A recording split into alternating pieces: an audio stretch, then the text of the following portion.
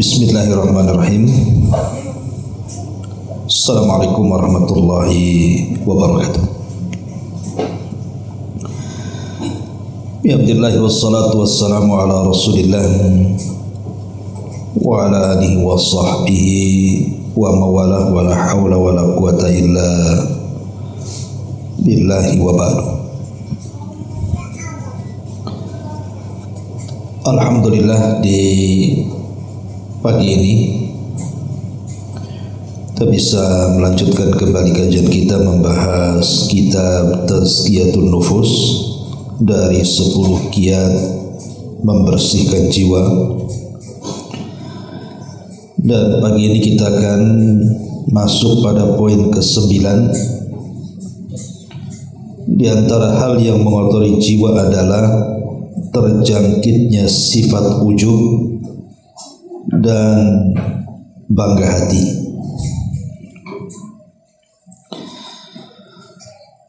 Ma'asyiral muslimat yang dimuliakan Allah Subhanahu wa taala,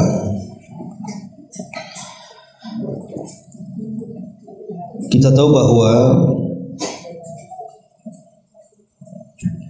hati ini terkadang bersih dan terkadang kotor. Nah, salah satu yang mengkotori hati adalah sifat daripada ujub, karena ujub ini wasilah kepada takabur. Jadi sombong itu muncul diawali dari ujub dulu, kemudian muncul sombong. Karena ujub itu artinya membanggakan diri, kalau sombong itu merendahkan orang. Awalnya kan membanggakan dulu, baru berakhir dengan merendahkan orang. Kita tahu bahwa sifat pada diri manusia itu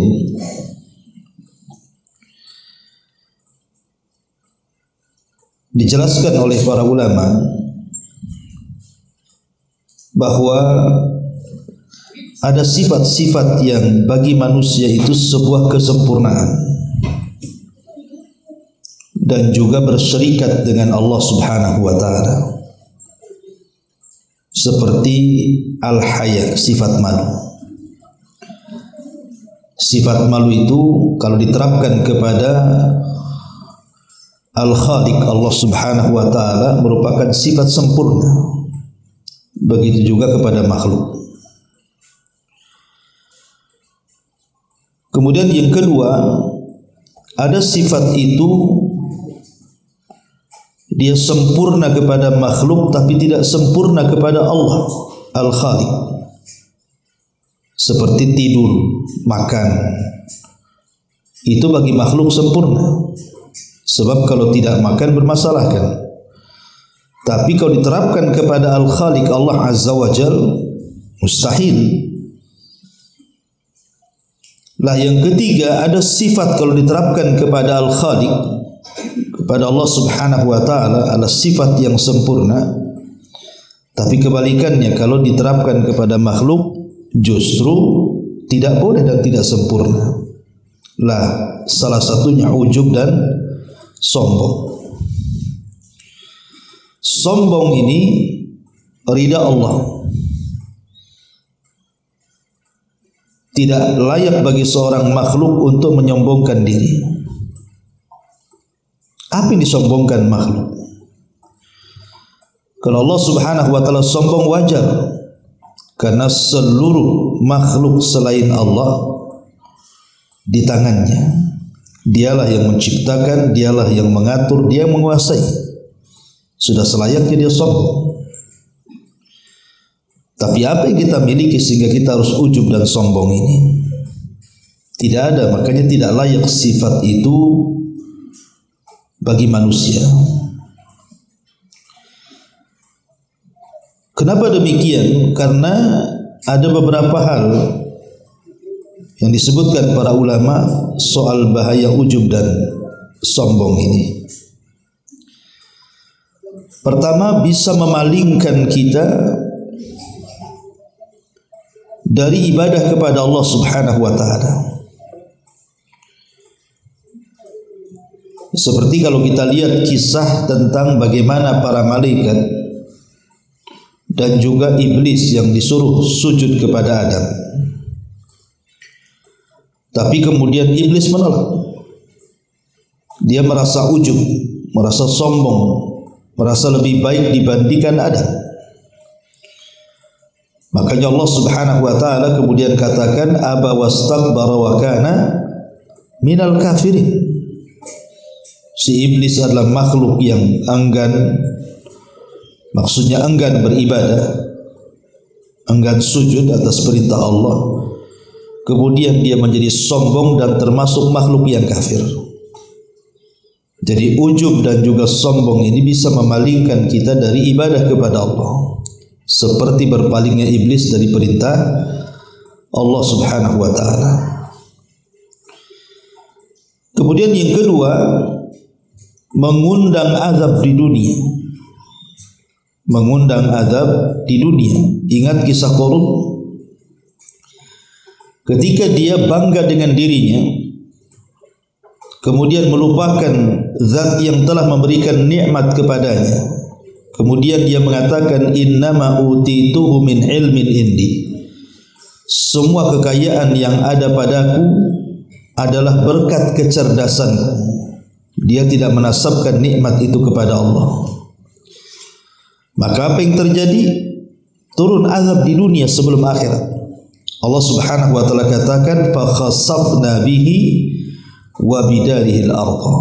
Kami tenggelamkan si Qarun dan seluruh kekayaannya. Kemudian yang ketiga, Nabi tidak suka dengan orang yang ujub dan takabur itu. Makanya dalam sebuah hadis Rasul sallallahu alaihi wasallam mengatakan, inna abghadakum ilayya wa ab'adakum minni majlisan yaumal qiyamah. Sesungguhnya manusia yang paling aku benci dan paling jauh tempat duduknya denganku pada hari kiamat, Rasul sallallahu alaihi wasallam menyebutnya, salah satunya adalah al-mutafaihikun. Ketika ditanya, apa itu al-mutafaihikun ya Rasulullah? Maka Rasul mengatakan al-mutakabbirun. Orang yang ujub, orang yang sombong. Rasul tidak suka. Kemudian yang keempat, nanti pada hari kiamat, sebagaimana di dunia dia merasa besar, karena orang ujub dan takabur itu kan merasa besar, merasa tinggi, bahkan terkadang lebih tinggi dibandingkan Allah. Bukan hanya dibandingkan manusia, dibandingkan Allah dia lebih tinggi kadang-kadang. Makanya nanti pada hari kiamat dia akan dibangkitkan seperti semut kecil. Kata Nabi SAW, yuhsyarul mutakabbiruna yaumal qiyamati amsalal dzarri fi suratir rijal. Orang-orang yang ujub dan takabur itu akan dikumpulkan pada hari kiamat seperti seekor semut kecil. Karena kenapa dikecilkan? Karena dia merasa di dunia besar, makanya Allah kecilkan supaya dia tahu bahwa siapa yang berhak sombong di situ. Kemudian juga yang kelima, bahwa orang yang ujub dan takabur itu mengundang murka Allah. Dalam hadis Nabi SAW mengatakan, man ta'azzama fi nafsihi aw ikhtala fi mishyatihi laqiyallah wa huwa alaihi ghadban. Barang siapa yang merasa besar dirinya atau sombong dalam berjalannya, maka dia akan berjumpa dengan Allah dan Allah akan murka kepadanya. Naudzubillah. Kemudian yang nomor 6, diancam tidak akan masuk surga. Nabi SAW mengatakan, la yadkhulul jannah man kana fi qalbihi mithqalu habbati min kibrin. Tidak akan masuk surga orang yang dalam hatinya ada sebiji darah dari kesombongan, bahkan terancam dengan neraka. Dan Allah Subhanahu wa taala berfirman, fabi samathwal mutakabbirin, maka sejelek-jelek tempat bagi orang-orang yang sombong, yang ujub, maksudnya di neraka. Itulah diantara ancaman-ancaman orang yang ujub, orang-orang yang sombong itu. Pertanyaannya, kenapa orang bisa sombong, bisa ujub itu kenapa? Apa penyebabnya? Pertama, harta. Biasanya orang ujub, orang sombong itu biasanya dikarenakan al-mal, harta.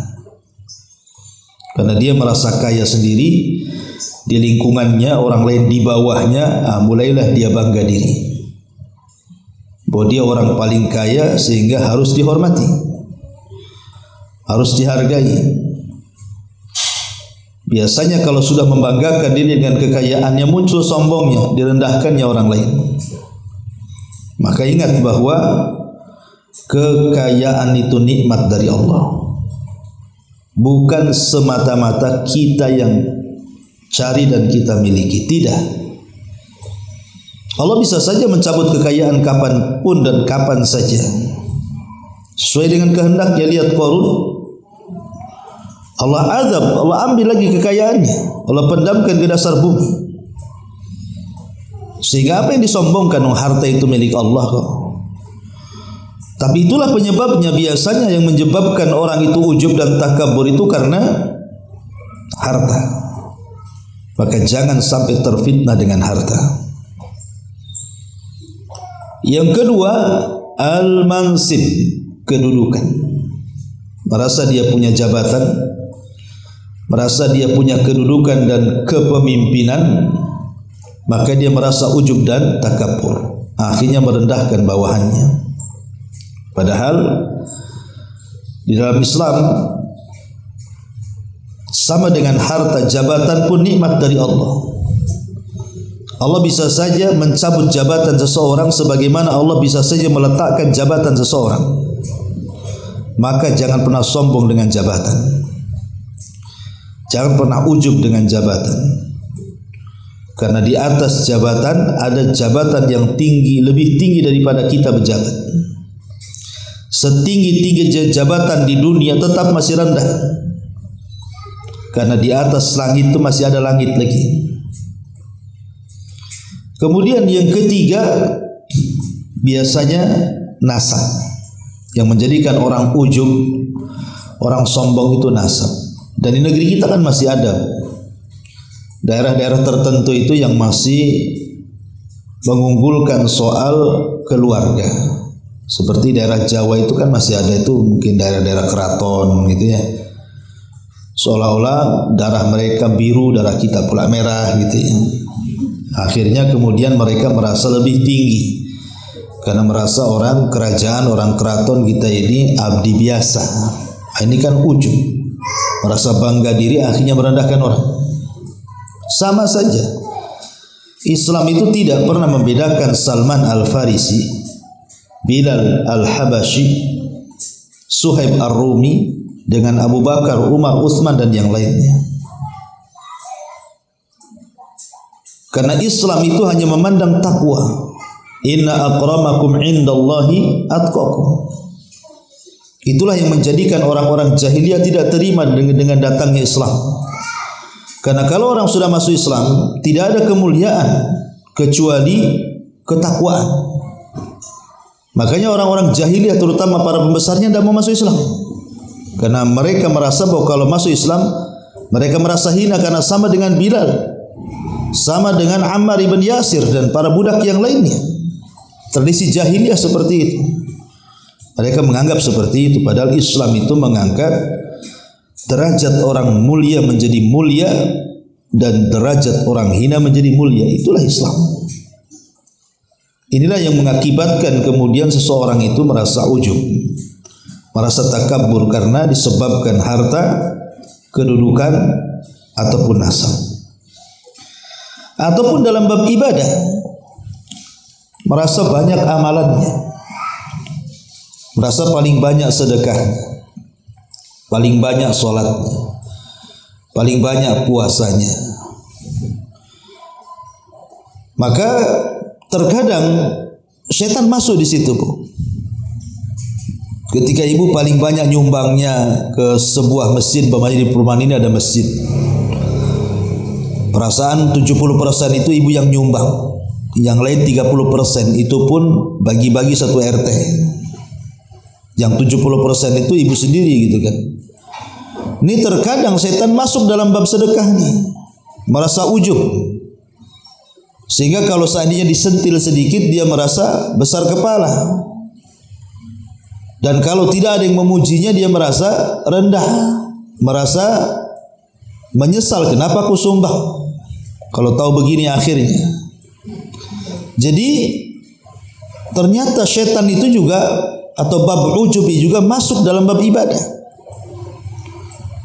Makanya kenapa kemudian para ulama mengatakan banyak-banyaklah berdoa. Ya muqallibal qulub, tsabbit qalbi ala ta'atik. Wahai Zat yang membolak-balikan hati, tetapkan hatiku di atas ketaatan kepadamu. Jangan sampai hati yang sudah ikhlas ini dikotori dengan ujub, riya dan takabur. Karena itu yang bisa mengotorinya. Kemudian yang kedua, cobalah kita merasa bahwa amalan kita ini selalu kurang. Sesempurna apapun orang itu beramal pasti kurang. Tidak ada yang sempurna, Bu. Sehebat apapun ibu sholat pasti ada yang kurang. Sehebat apapun ibu sedekah pasti kurang. Sehebat apapun orang berzikir baca Quran pasti ada kurangnya. Coba mengaca bahwa amalan apapun yang kita lakukan itu pasti ada kurangnya. Tidak ada yang sempurna di dunia ini. Sudah ada kurangnya kemudian dihabisi dengan ujub dan takaburnya, kan rugi. Makanya di zaman Bani Israel, dalam hadis yang dihasankan oleh para ulama, ada laki-laki Bani Israel itu dihadapkan di pintu sorga. Kemudian Allah Subhanahu wa ta'ala mengatakan kepada laki-laki Bani Israel ini, ingat laki-laki Bani Israel ini sepanjang hayatnya tidak pernah maksiat, ibadah terus sampai dia wafat. Jadi ketika dia dihadapkan di hadapan Allah, diberdirikan di pintu sorga, Allah katakan kepada anak muda Bani Israel yang tidak pernah maksiat dan hidupnya ibadah terus itu, udkhulil jannah bi rahmati, masuk kau ke dalam sorga dengan rahmatku. Tak mau pula anak muda ini dan mengatakan, ya Rabb, oh tidak bisa. Kalau kau masukkan aku dengan rahmatmu, itu bagi orang-orang pendosa kemudian tobat, kau masukkan ke dalam sorga wajar. Kalau ada orang pendosa kemudian bertobat masuk sorga, itu dengan rahmatmu. Loh, aku tidak pernah berbuat dosa loh. Aku tidak mau dengan rahmatmu, masukkan aku dengan amalanku, katanya. Dia merasa ujub dengan amalannya. Akhirnya kemudian Allah Subhanahu wa ta'ala katakan, baik kalau begitu hitung amalan. Dihitung amalannya. Setelah dihitung semuanya, sejak dia akil balik sampai dia wafat, rupanya pahala yang ia hasilkan dari ibadahnya seumur hidup dia tidak melebihi nikmat Allah Subhanahu wa ta'ala satu saja, nikmat penglihatan. Rupanya nikmat penglihatan yang Allah anugerahkan kepada dia lebih besar dibandingkan pahala yang ia kumpulkan selama hidup dia. Akhirnya kemudian karena dia takut tidak akan masuk surga, kemudian dia mengatakan di hadapan Allah, kalau begitu masukkanlah aku dengan rahmatmu ya Rabb, katanya. Tadi tak mau, sekarang mau. Makanya siapa yang bisa menandingi ibadah Nabi? Siapa? Enggak ada. Tidak ada yang bisa membandingi ibadah Nabi. Nabi itu sholat malam tiap malam. Nabi itu sampai pecah-pecah tuh kakinya gara-gara tidak pernah meninggalkan qiyamul lail. Itu yang sunnah, apalagi yang wajib. Nabi itu beristighfar dalam sehari itu 70 sampai 100 kali. Dan banyak, tidak ada yang bisa menandingi amalan Nabi. Tapi Nabi SAW ketika ditanya, termasuk engkau wahai Rasul masuk surga dengan rahmat Allah? Ya, kata Rasul, termasuk aku. Aku masuk surga karena rahmat Allah, bukan karena amalan. Jadi sehebat apapun orang beramal itu masih ada kurangnya.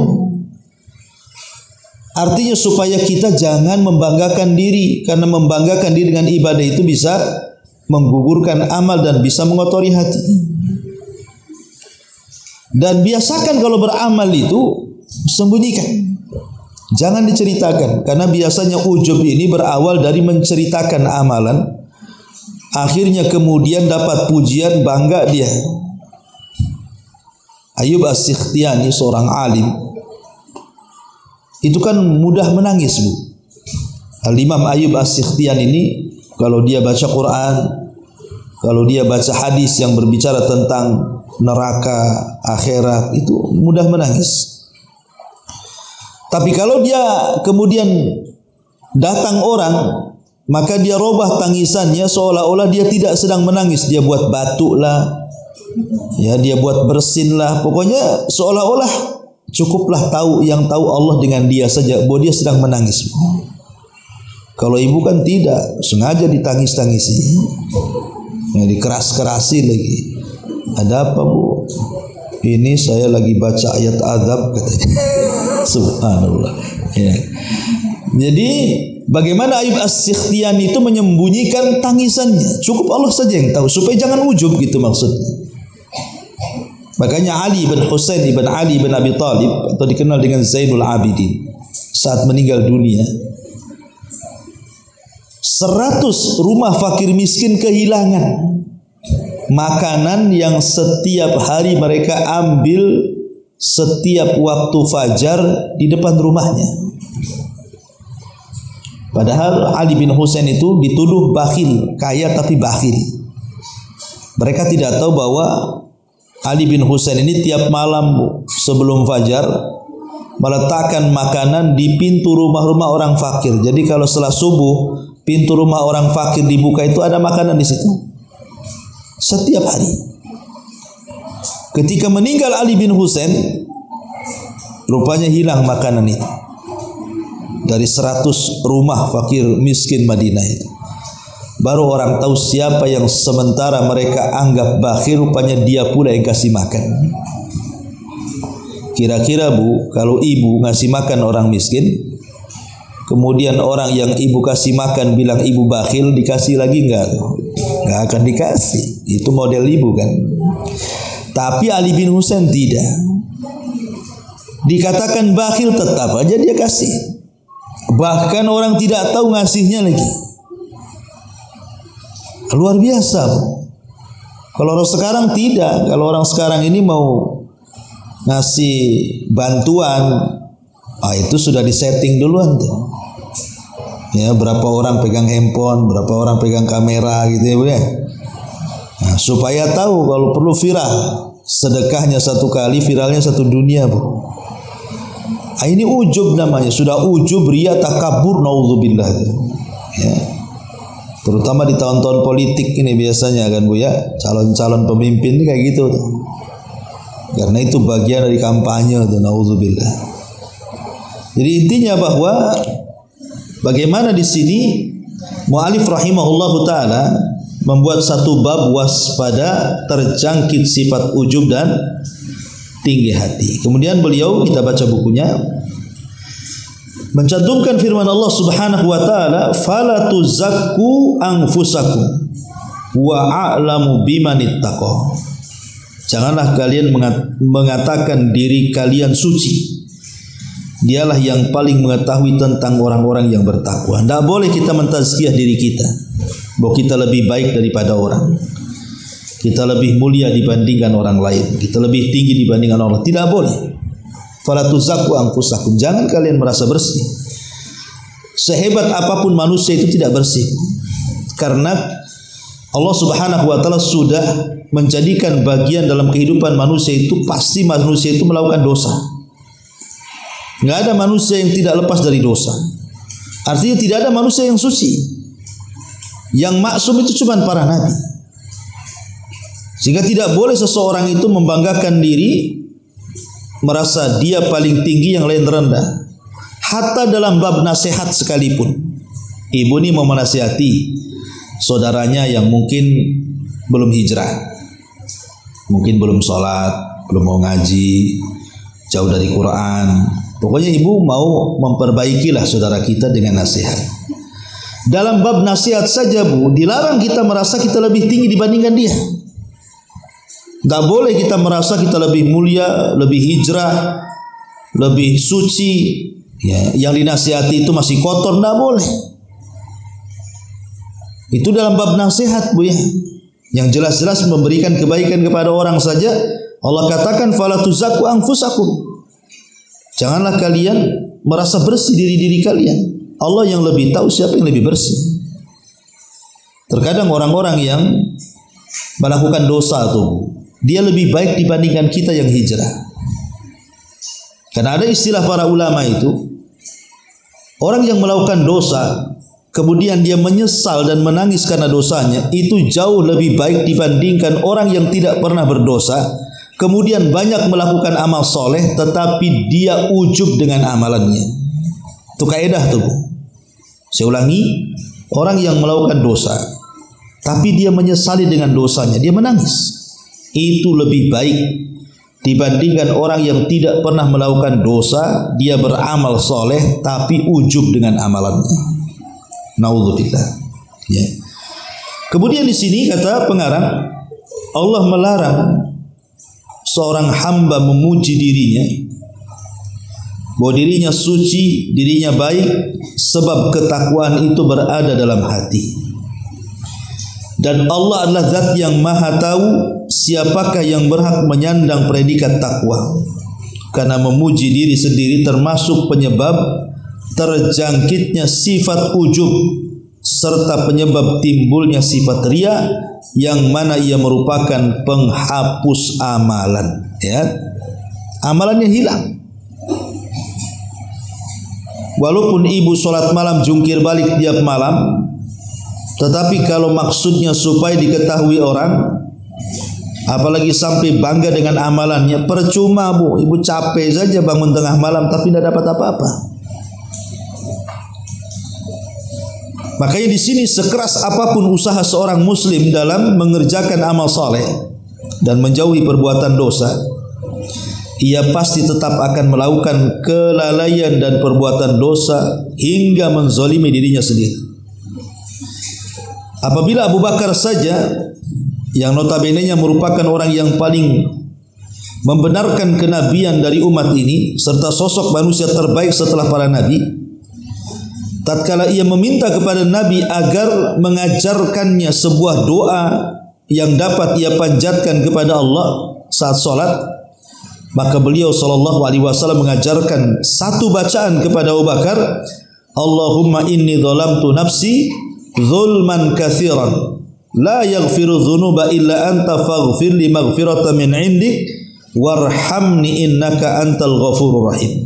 Ya Allah, sungguh aku telah banyak menzalimi diriku sendiri dan tidak ada yang dapat mengampuni dosa-dosa selain Engkau, maka ampunilah aku dengan sebuah pengampunan darimu.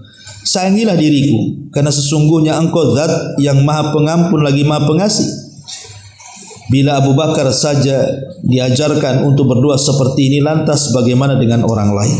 Lihat, maksudnya begini, sekelas Abu Bakar saja yang jelas-jelas lebih baik dibandingkan kita, bahkan manusia terbaik setelah Nabi, bahkan setelah para Nabi, takut kalau seandainya dia pulang menghadap Allah itu membawa dosa.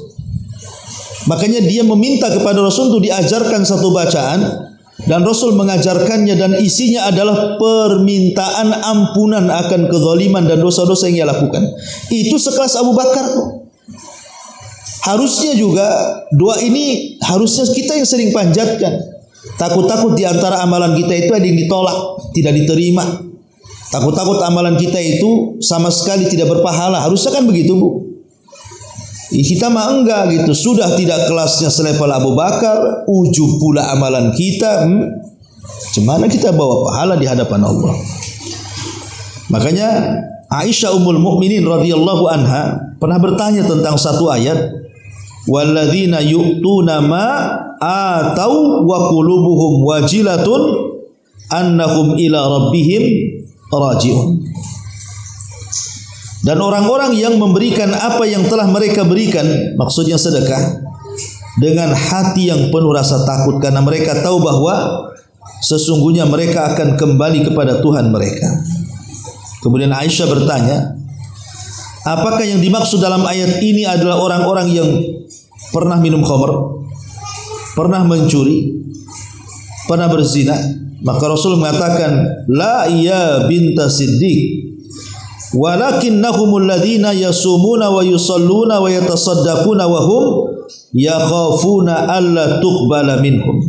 Tidak, wahai putri As-Siddiq, sesungguhnya mereka adalah orang-orang yang berpuasa, salat, bersedekah, namun mereka khawatir amalan mereka tidak diterima. Itulah gambaran orang salaf. Jadi para sahabat Nabi SAW digambarkan dalam ayat ini, mereka adalah manusia yang paling takut. Takut kalau puasa mereka tidak diterima, takut kalau solat mereka tidak diterima, takut kalau mereka beribadah tidak diterima. Makanya Aisyah bertanya, apakah orang-orang yang takut dalam ayat itu mereka dulunya pezina, peminum khamr, ataukah mereka pencuri kemudian tobat akhirnya takut kalau seandainya dosa-dosa mereka itu bisa menolak amalan mereka. Tapi rupanya Rasul mengatakan bukan. Ya, maksudnya ayat itu adalah orang yang berpuasa takut tidak diterima puasanya. Orang yang sholat takut tidak diterima sholatnya. Orang yang ibadah takut tidak diterima ibadah. Itulah para sahabat seperti itu. Jadi mereka tidak merasa bahwa ibadah mereka itu diterima oleh Allah Azza wa Jalla. Makanya takut kalau seandainya tidak diterima. Makanya di istilah ulama salaf itu, kalau aku tahu, kalau nggak salah perkata Ibnu Umar, kalau aku tahu nih satu sujudku diterima, sudah cukup bagiku dan aku siap mati. Kenapa? Tandanya aku termasuk orang bertakwa. Karena Allah mengatakan innama yataqabbalullahu minal muttaqin. Allah itu hanya menerima amalan-amalan orang yang bertakwa saja. Jadi kalau aku tahu satu sujudku diterima, artinya Allah menganggap aku orang bertakwa. Masalahnya kan kita tidak tahu apakah sujud kita diterima atau tidak diterima, kan tidak tahu. Kita hanya berharap saja diterima, kan begitu. Abdullah ibn Mubarak menuturkan, aku pernah berjumpa dengan lebih dari 30 sahabat. Mereka semua khawatir apabila ternyata ada sifat kemunafikan dalam diri mereka. Karena ujub, takabur, riya itu juga salah satu sifat nifak yang ada pada diri kita. Makanya lihat bagaimana ketakutan para sahabat terhadap sifat ini. Kemudian Hasan Al-Basri berkata, seorang muslim harus menghimpun antara kebaikan dan kekhawatiran. Jadi selain ibu melakukan ibadah, sholat, puasa, zakat dan begitu seterusnya, ibu pun harus khawatir jangan-jangan sholat ibu tidak diterima, puasa ibu tidak diterima. Itu harus dikumpulkan tuh antara amal kebaikan dan kekhawatiran tidak diterima, supaya makin baik lagi ibadah kita. Sedangkan orang munafik menghimpun antara keburukan dan keamanan. Tapi di sana terbalik dari orang yang beriman, orang fasik, Bu. Mereka berzina tapi merasa aman dari azab Allah. Mereka minum khamar tapi merasa aman dari azab Allah. Mereka mencuri tapi merasa aman dari azab Allah. Itulah kebalikan orang mukmin tuh. Orang mukmin beramal baik masih takut tidak diterima amalannya. Tapi orang fasik sudah maksiat merasa aman pula dia. Kemudian Hasan Al-Basri membacakan ayat innal ladzina hum min khasyati rabbihim musyfikun. Sesungguhnya mereka adalah orang-orang yang sangat berhati-hati karena takut akan azab Tuhan mereka. Ya. Intinya bahwa ujub, takabur, sombong, riya itu bisa mengotori hati. Contohnya seperti apa sih? Ya. Saya contohkan. Karena orang yang menyombongkan diri itu kan macam-macam bentuknya, Bu ya. Pertama, ada orang yang merasa bangga dengan pendapatnya, dengan akalnya.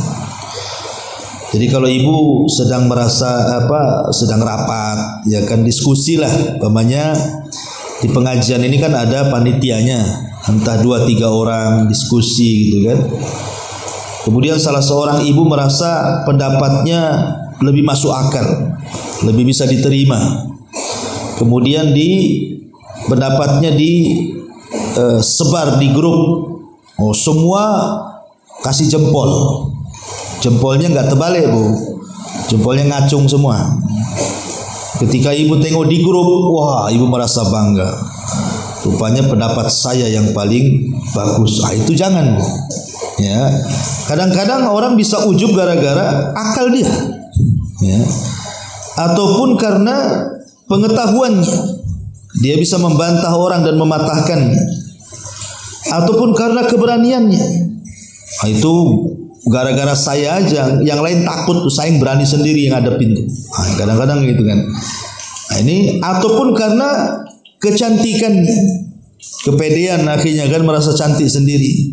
Jadi pengajian tuh perasaan baju saya yang paling bagus tuh katanya. Yang lain second tuh katanya. Jadi kadang-kadang karena bentuknya atau karena merasa bangga dengan kehormatannya, dengan kekayaannya, itu juga termasuk ujub juga. Termasuk dengan nasabnya, saya sudah katakan tadi, dengan hartanya, atau dengan merasa paling banyak pengikutnya.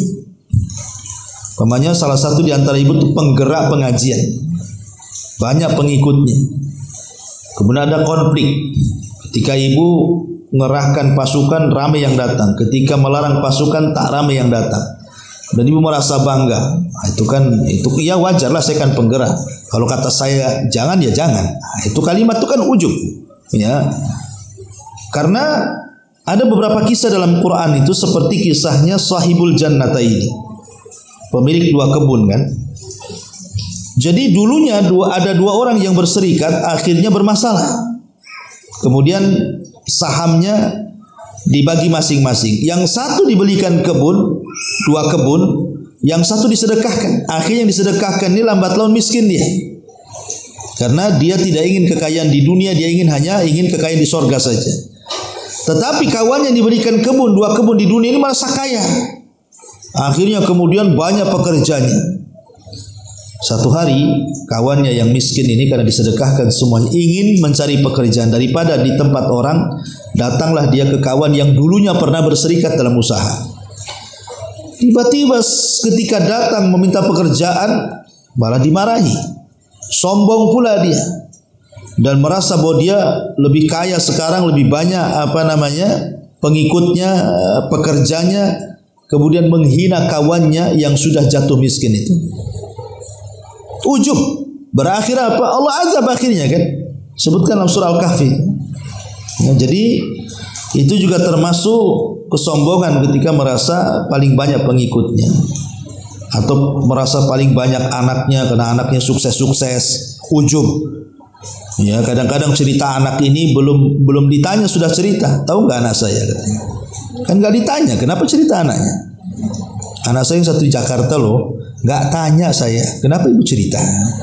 Karena ada orang kadang-kadang, ngapain cerita? Nggak ditanya pun dia merasa ujub nih. Gara-gara banyak anak sukses-sukses merasa anaknya paling wah di antara seluruh anak-anak yang di kompleks ini umpamanya. Jadi ujub itu bisa saja datang dari perkara-perkara seperti ini. Ya. Ataupun umpamanya di antara ciri-ciri ujub itu kasratul hadis anin nafsi, banyak menceritakan diri sendiri. Hati-hati Bu. Kalau ibu suka menceritakan diri sendiri, ya nggak ditanya diceritain. Tahu nggak kemarin saya kemana? Katanya. Nggak saya tanya kok. Tapi ibu cerita sendiri, kemarin loh saya sama suami baru dari Singapura. Tengok sendalnya itu, belum saya copot tuh bandalnya itu, umpamanya kan. Jadi ngapain cerita diri sendiri kan? Itu merasa ujub tuh. Nggak usah cerita diri sendiri. Ini salah satu contoh ujub itu ketika dia banyak menceritakan dirinya sendiri. Ataupun dia istisgharul akharin, merasa mengecilkan orang lain, dan mengatakan tuh si anu itu ya wajar aja lah, dia kan orang susah gitu. Dia itu kan orang yang malas, orang yang ini, direndahkan orang.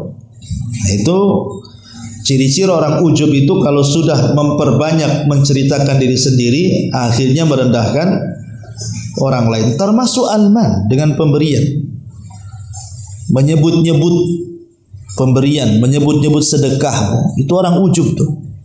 Ya, hati-hati jangan suka menyebutnya. Kalau bukan karena aku udah kau miskin, kalau bukan karena aku usahamu nggak jalan, kalau bukan aku bantu begini, itu orang ujub tuh. Kalau dia sudah mengungkit-ungkit pemberian, kemudian keluar kalimat ananiyah, kalimat akuisme, kalimat aku saya.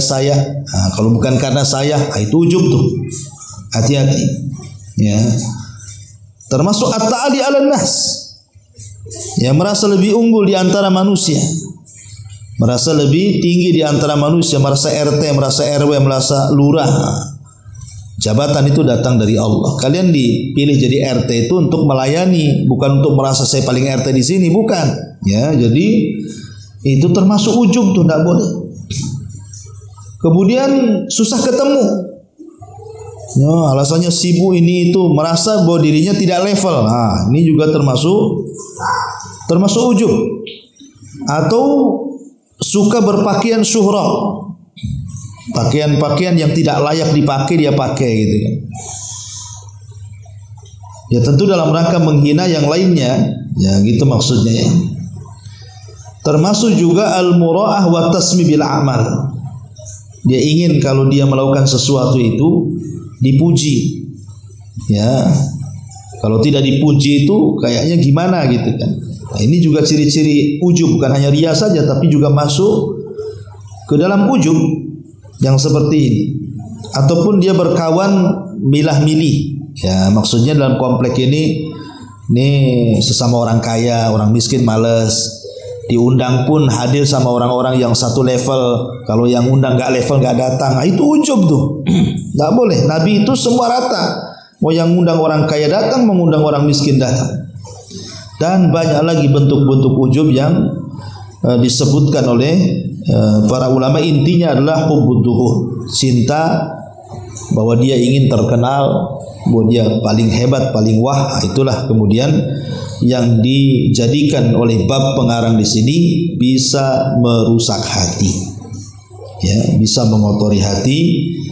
Wallahu a'lam bishawab. Ini diantara pasal perusak hati, waspada terjangkit sifat ujub, takabur dan tinggi hati. Wallahu a'lam bishawab. Ya, subhanakallahumma bihamdika asyhadu an la ilaha illa anta astaghfiruka wa atubu ilaik. Allahu taala alam. Assalamualaikum warahmatullahi wabarakatuh.